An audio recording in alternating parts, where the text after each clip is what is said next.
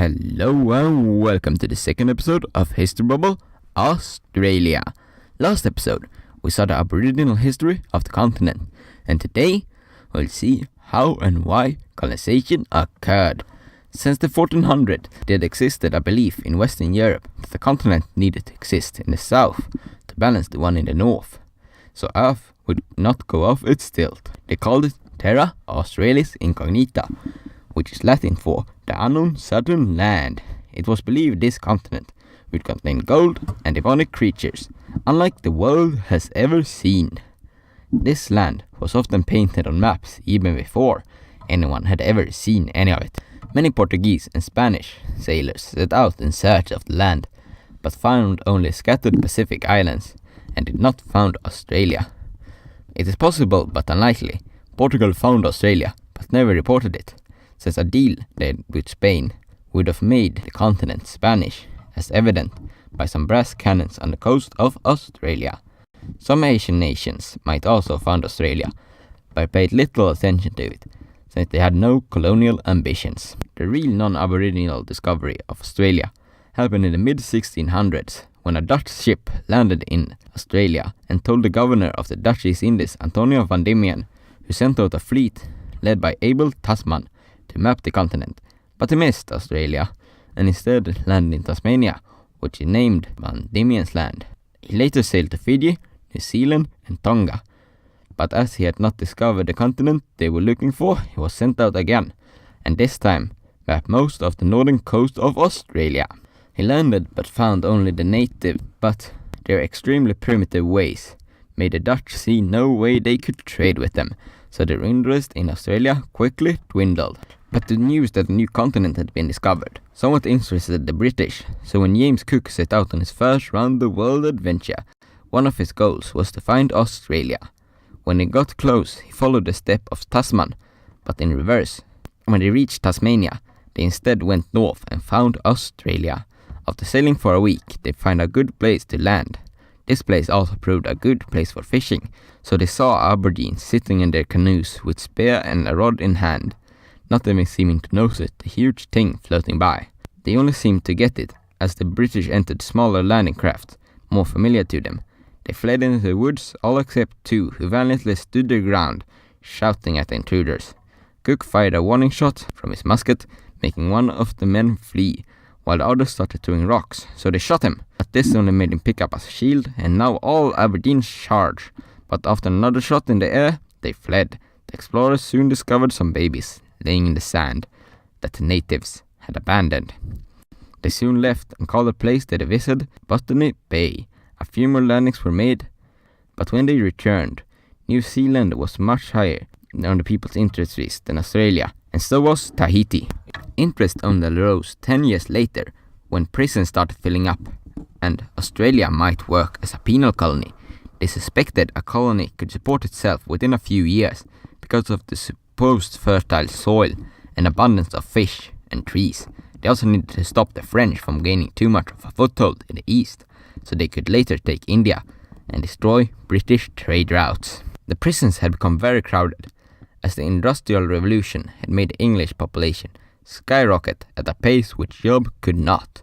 This led to huge unemployment, and the starving people often resorted to begging or crime. This led to crime in England becoming more and more common, and catching and informing on thieves and other criminals became a lucrative business. As a police force was not yet established, more crime was not the only thing clogging up the prisons, as death sentences became less and less common. So as more prison sentences were carried out, it became apparent that soon the British prisons could not hold all the prisoners. Most prisons were also from the Middle Ages, and there were far too few of them.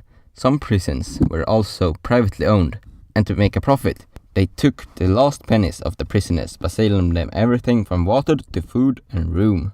Disease was also common, and the British feared that it would spread outside of the prison. The solution to these problems was transportation to the American colonies. This had many advantages, from cheap labor to less crowded prisons, and mercy it showed.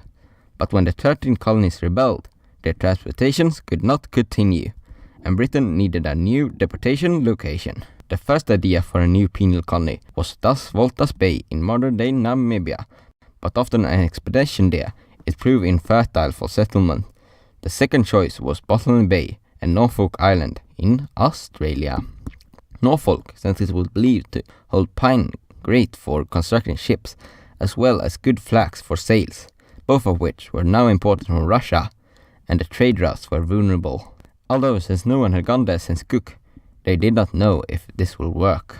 This was a mediocre second choice, especially because of the long travel distance and little reconnaissance, but the prison situation was so dire it needed to start soon, so plans started to be made for a penal colony in Australia. A man named Arthur Phillips was chosen to become the captain of the first voyage, later governor of the colony. He probably got the job because he had formerly shipped 400 prisoners from Portugal to Brazil without losing a single man. There were to be 11 ships on the journey, but there was very little space on the ships to fit the expected convicts and crew, so Phillips worked hard to try to get more space. The convicts were to be kept at the cramped and dark interior of the ship, which made it very exposed to disease. He also worked hard to get all the supplies needed for such a journey. He complained that it got too little tools, weapons and food, especially ones containing vitamin C to protect from scurvy. This meant the ship stayed in port for 2 extra months after the prisoners all arrived. There were 736 convicts on the first fleet, and most of them were transported for minor theft. Average age of convicts were 27, and most were rural workers. They had only one professional gardener, a single fisherman, only 2 brickmakers and layers, and a single mason for all the houses. No sawyers and 6 carpenters for the woodwork, and no one could work flax or linen, so Norfolk was unnecessary. Before even leaving port, typhus broke out of one of the ships, killing 16, and a single person died of yellow fever. This made the higher-ups see that they needed good health on the ship, so sent extra meat and vegetables. The first stop on the journey was at Tenerife, where they resupplied and set sail for Rio. The heat was so large many fainted, and storm often made it so water could come into the ship, soaking the convicts. When they arrived in Rio, 16 had died and many were sick. They needed to make repairs and resupply, which took a month. They left for Cape Town, where they stayed for another month, buying seeds and livestock. They also gave the prisoners meat to try to build up their strength for the last and longest stretch of the journey. They loaded over 500 animals to the ships, making them even more crowded than ever. Most convict clothes were almost broken, and as the ship moved further south, it only became colder. When they finally arrived in Australia, the ships and people were in as good health that could have been hoped for, and after a month after the first arrival, all ships were in Botany Bay. The journey had taken 252 days, and 48 people had died, 3% of the people that had boarded. A tiny death rate taking into account the condition of the journey, of little vitamin C, cramped space, and bad planning and equipment. And now they had to survive in an entirely foreign land. That's been all for this episode of History Bubble. Hope to see you next time to see how these people would survive on this entirely foreign continent. Hope to see you then.